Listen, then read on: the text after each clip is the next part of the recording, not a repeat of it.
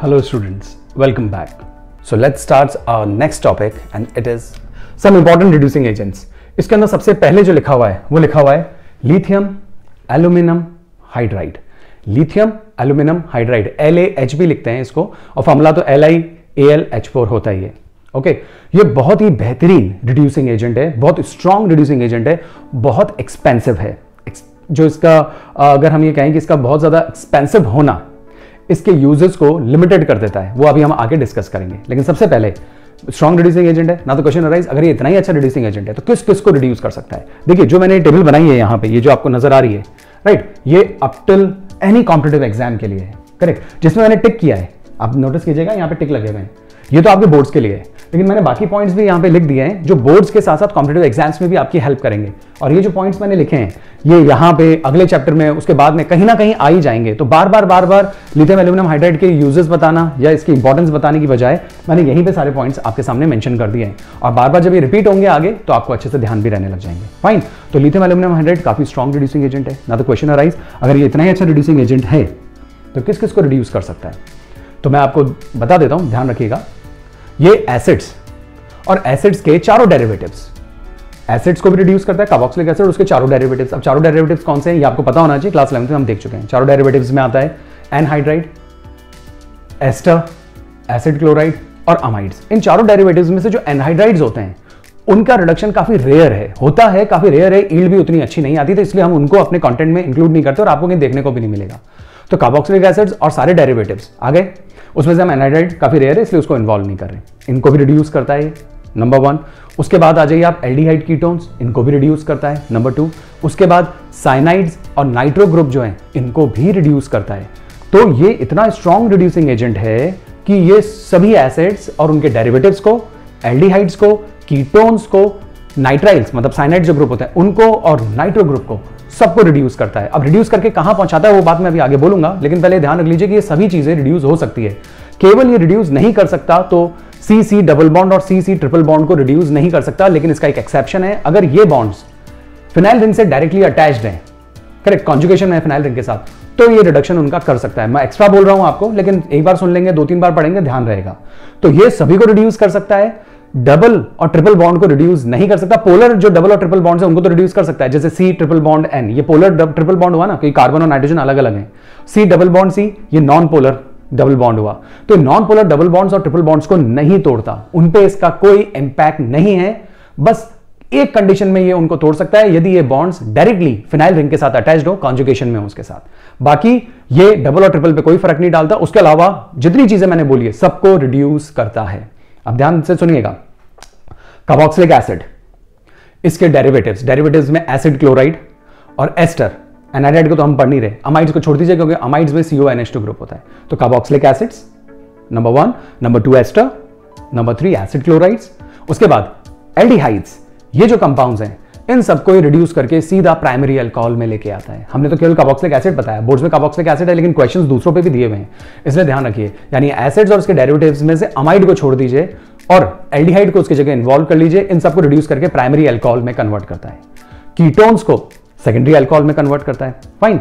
और जो NO2 group है और जो नाइट्राइल ग्रुप है इनको ये अमीन्स में कन्वर्ट करता है. जब हम अमीन्स पढ़ेंगे तब आपको समझ में आएगा. और कैसे ध्यान रख सकते हैं भाई, जब भी नाइट्रोजन इन्वॉल्व हो जाए तो आप समझ जाइए कि अमीन्स बने. NO2 में भी नाइट्रोजन आ गई, अमाइड्स में भी नाइट्रोजन आ गई. प्राइमरी अमाइड है तो प्राइमरी अमीन्स बन जाएंगे, सेकेंडरी अमाइड है तो सेकेंडरी अमीन्स बन जाएंगे, टर्शियरी अमाइड है तो टर्शियरी अमीन्स बन जाएंगे. फाइन. और नाइट्रो ग्रुप से तो अमीन्स ही बन जाते हैं, simple primary amines.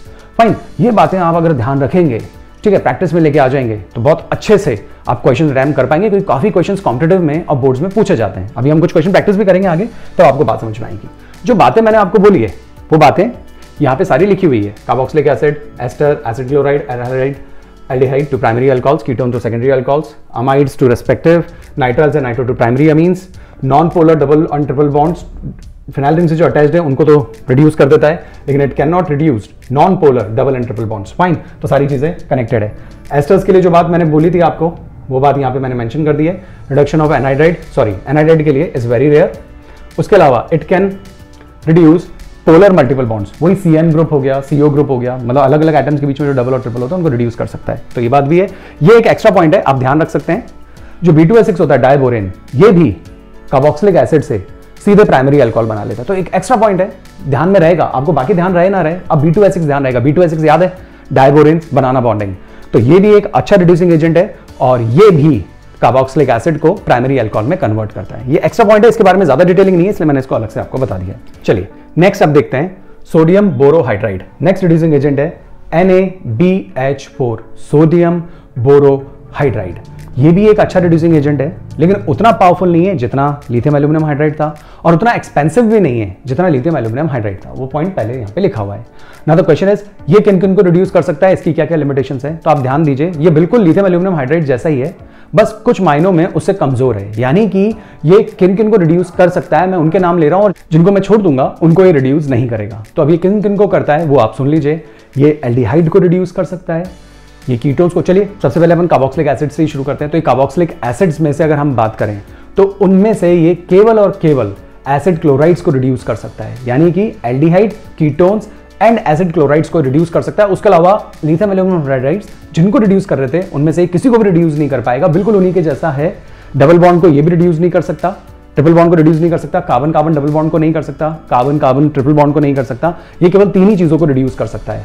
Correct, lithium aluminium hydride तो इतनी सारी चीजों को रिड्यूस कर रहा था, उनमें से सोडियम बोरोहाइड्राइड केवल तीन को रिड्यूस कर सकता है। Aldehyde to primary alcohol, ketones to secondary alcohol and acid chlorides, acid का डेरिवेटिव है, उसको भी प्राइमरी अल्कोहल में रिड्यूस करेगा। फाइन, यही बात यहां पे लिखी हुई है, आप चेक कर लीजिए, शायद यही है। इट्स रिलेटिवली वीकर, वो तो हो गया। It can reduce aldehyde, ketones and acid chlorides to alcohol.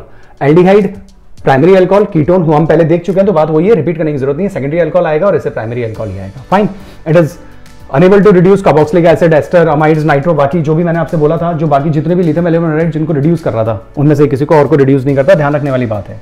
ठीक है, सारी बातें सेम है। बाकी तीसरा एक और देखते हैं, कैटालिटिक हाइड्रोजनेशन। इसके बारे में आपने 11th में भी देखा है, निकल PDPT+H2, इसे कैटालिटिक हाइड्रोजनेशन कहते हैं। हाइड्रोजन को तो जोड़ ही रहे हैं, रिडक्शन तो कर रहे हैं, तो हाइड्रोजन जुड़ रहा है, लेकिन कैटलिस्ट की प्रेजेंस में।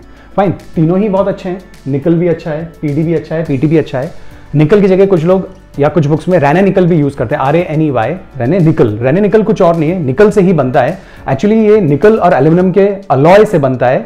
निकल और एल्यूमिनियम का अलॉय बनाया जाता है, फिर लीचिंग करके एल्यूमिनियम का कंटेंट कम कर दिया जाता है, और अब जो ये स्पीशीज बचती है ये रेने निकल कहलाता है, और ये काफी इफेक्टिव कैटलिस्ट है एज कंपेयर टू प्योर निकल। तो इतना आपको लोड लेने की जरूरत नहीं है, मैंने तो थोड़ी सी एक्स्ट्रा बात आपको बताई, आप ध्यान रख सकते हैं। रेने निकल हो या निकल हो, काम एक ही आने वाला है, बस रेने निकल जो होता है वो थोड़ा सा ज्यादा एक्टिव साइट्स रखने वाला होता है, ज्यादा एक्टिव कैटलिस्ट होता है। अब क्वेश्चन इज, अब ये रिड्यूसिंग एजेंट है, इनमें क्या खास बात है? तो इनमें एक बहुत बेहतरीन बात है जो बाकी दो में नहीं थी, वो ये, और आपको याद भी होगा हमने इससे एल्कीन्स और एल्काइन से एल्कीन्स बनाए। ये कार्बन डबल बॉन्ड कार्बन और कार्बन ट्रिपल बॉन्ड कार्बन को तोड़कर एल्केन्स में कन्वर्ट कर देता है, मतलब it can reduce carbon carbon double bonds and carbon carbon triple bond. ये इसकी एक खास बात है जो बाकी दो में नहीं थी।